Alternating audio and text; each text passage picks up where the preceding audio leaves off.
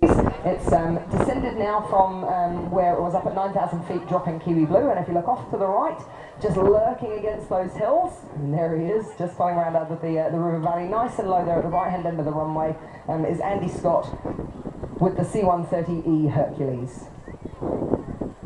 It's H, you silly girl.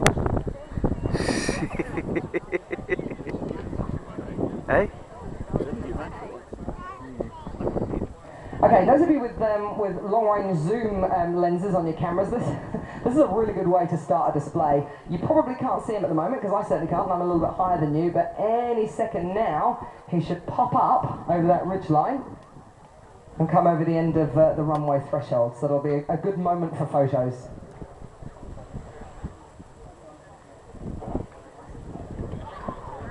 Hey. So nose up to straight to nose down, and this is just showing some of the incredible versatility of this aircraft type. Now, I acknowledge I'm a little biased, and this used to be my girlfriend back in England, but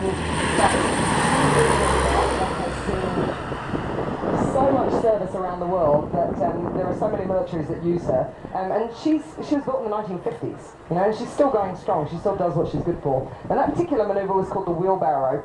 And it's unfortunate that now that we only have 5 of these aircraft and they're getting a bit old, we have to take a little bit more care of them. And unfortunately we had to keep the nose wheel off the ground, because in the olden days, when they used to do that manoeuvre, they would actually roll the nose wheel along the ground, hence the name the wheelbarrow. So Andy's bringing the aircraft round now, and he's going to bring us back around for another pass, probably at about a low one first and then climbing to 1,500 feet by the look of it. And you can see the distinctive plan form of the Hercules there as it comes around the corner. I mean, it's such an obvious looking aircraft, you always know the Hercules when he comes around.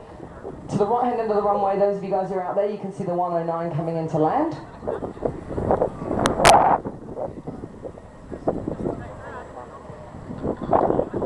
And we're hoping that after he's done this pass, Andy's going to reposition the aircraft for a tactical approach to the airfield. So you can see, actually there, he's already got his gear down, so that makes him slow and nice and manoeuvrable.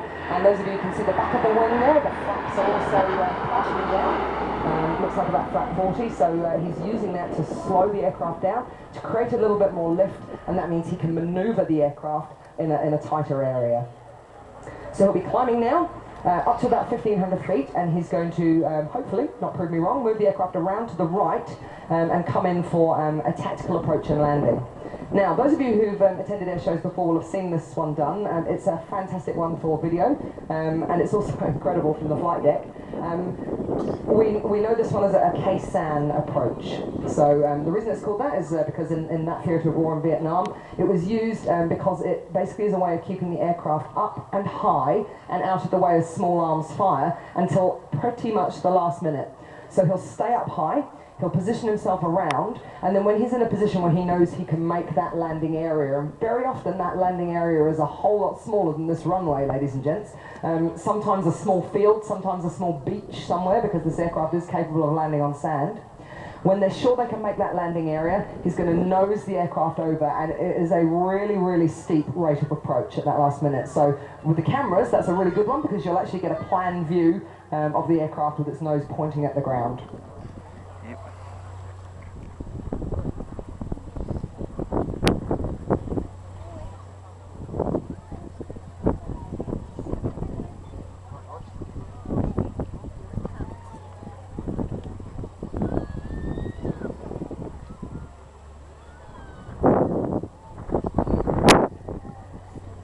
Right, so Andy's lining it up now, and I can see the lights, so it won't be too much longer before he pushes the nose down by the look of it. There's also a part of this display, and unfortunately they haven't told me exactly when it's going to be. There he is, nosing down. But they're actually going to show us a bit of a pyrotechnic display, and I know those of you with cameras will really want to see that when it happens. So it doesn't look like he's going to do it on this approach, but hopefully on a later stage, when you see him nose over again, then he's going to actually let off the flares from the flare pods on the side of the aircraft. So we carry both what we call chaff, which is basically bits of screwed up tinfoil, and some flares. And the whole point of those is to basically provide distraction for any heat-seeking missiles or anything out there that has a heat sensor on it that's going to try and shoot us down. So when we pick up that there's a threat in that environment, what we do is we deploy the chaff and flares, so we basically scatter a whole bunch of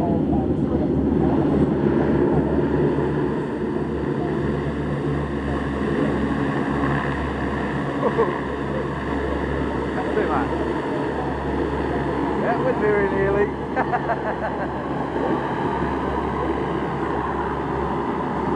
Almost got that wrong. It's one of the things that makes us quite unpopular at international airfields around the world when all the other jets are lined up and they're saying they need to push back and the hurt captain pipes up, no need to push us back, we'll reverse, thank you very much. We can get ourselves out of our parking spots nice and easily, but the tactical and the operational use for that is that he can land in a really, really short space. He doesn't need to turn around, so it can also be a very narrow space so that he doesn't have to worry about his wingspan. He can just reverse back to the start of the field, and then he's off again. So that was a max effort landing. So that was the K sound, followed by coming in really, really steeply, bleeding off as much of that speed as he possibly can, and then absolutely hammering on that reverse and the brakes. And getting back to where we need to start. And this one is a max effort takeoff. So what's behind him? Engines absolutely kicking out as much power as they can, and his aim here is to get the aircraft over.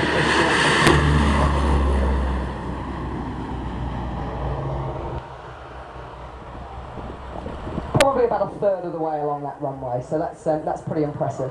And like I said, this is one of the reasons these aircraft are so popular with militaries around the world, that their tactical usage is incredible. And there really hasn't been anything that's replaced them over the many, many years that these aircraft have been operating. And probably the only thing that really challenges the Hercules nowadays, and it's amazing that it does, because this is a big jet aircraft, but the C-130 Globemaster, which those of you who managed to make it to Ahakia last weekend for the air display would have seen the American Air Force, one of those operating there. And again, that's an aircraft, even bigger than the Hercules, but it can operate in and out of really, really small areas. And the engines are just phenomenally powerful, and the aircraft is designed to create so much lift that it doesn't need the speed to get it airborne, which is really, really helpful in a tactical environment.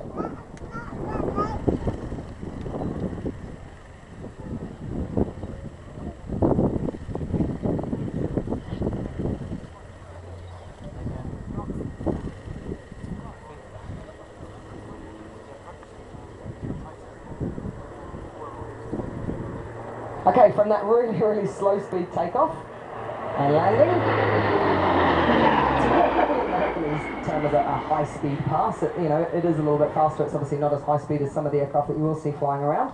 And Andy's going to position now, and hopefully we're going to see a demonstration of those flares. Over the years that 40 Squadron at Whenuapai has been operating these Hercules, they have seen so much service around the world. And one of the reasons that I think a lot of the New Zealand public doesn't... Wow, that's a 90-degree wing over. That's quite impressive in a large aircraft. One of the reasons that I think the New Zealand public doesn't really see as much of the Air Force as it used to when we used to operate the strike aircraft is that we spend a large proportion of our time of every year overseas.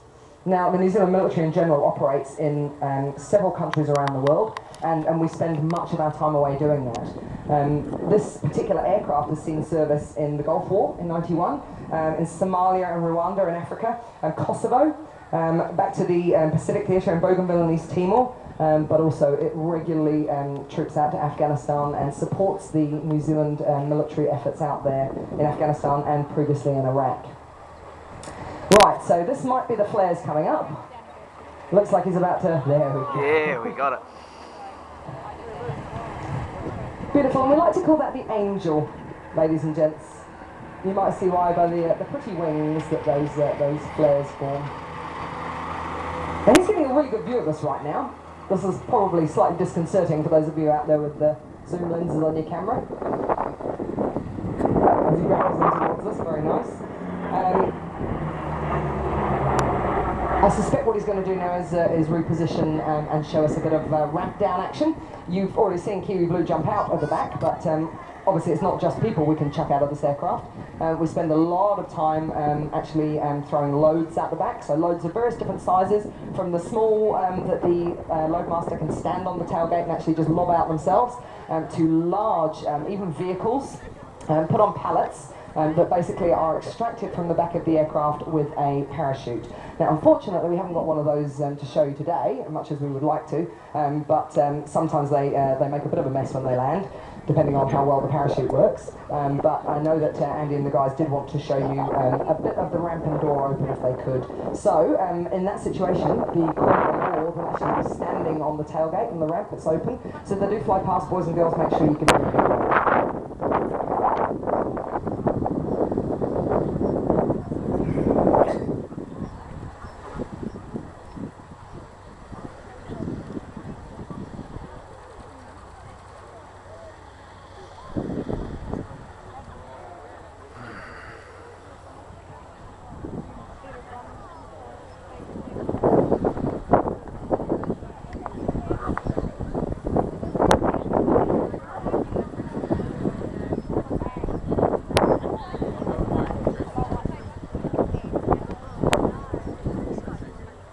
Well, he's taking his time on this one, ladies and gents. It looks like maybe his crew on board have said, okay, enough with the aerobatics, thank you very much, in this big aeroplane. I spilled my coffee.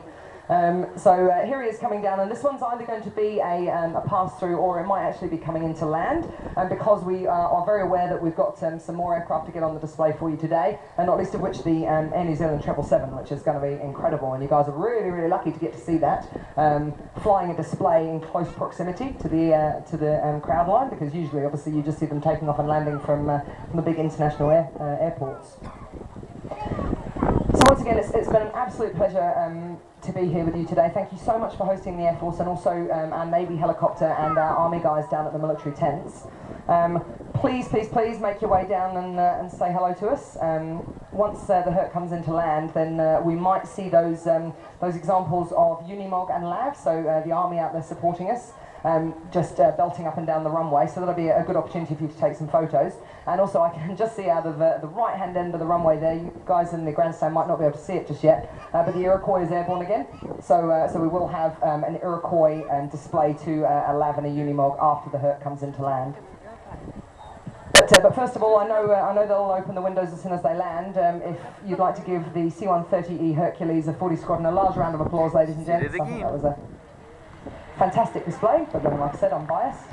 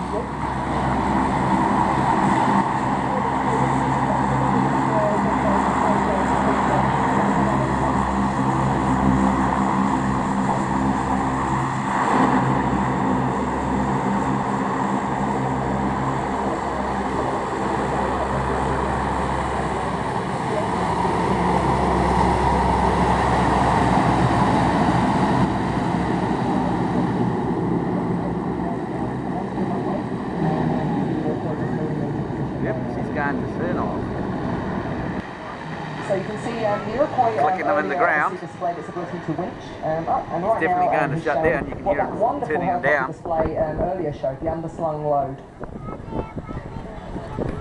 There's our MOG out on the runway, so a little bit of a competition going on between the pilots here to see if he can get his load onto the back of this Unimog. That's what we'd like to do.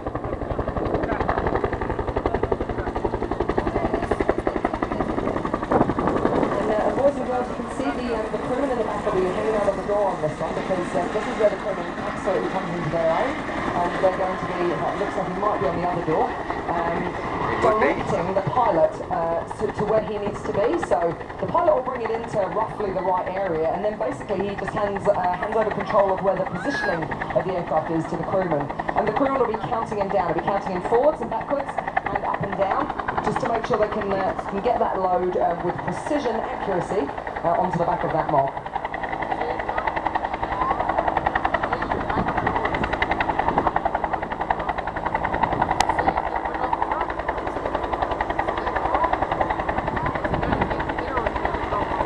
Now obviously this makes a nice trick for air shows, but there are serious operational uses for this this kind of manoeuvre here, particularly if you think about tsunami environments or places where there are flooding going on. Then this type of ability to accurately drop loads to people and also accurately to pick them up is completely essential. And I think he did a pretty nice job there. So thanks very much, Iroquois Red. The Unimog will vacate the runway as the land.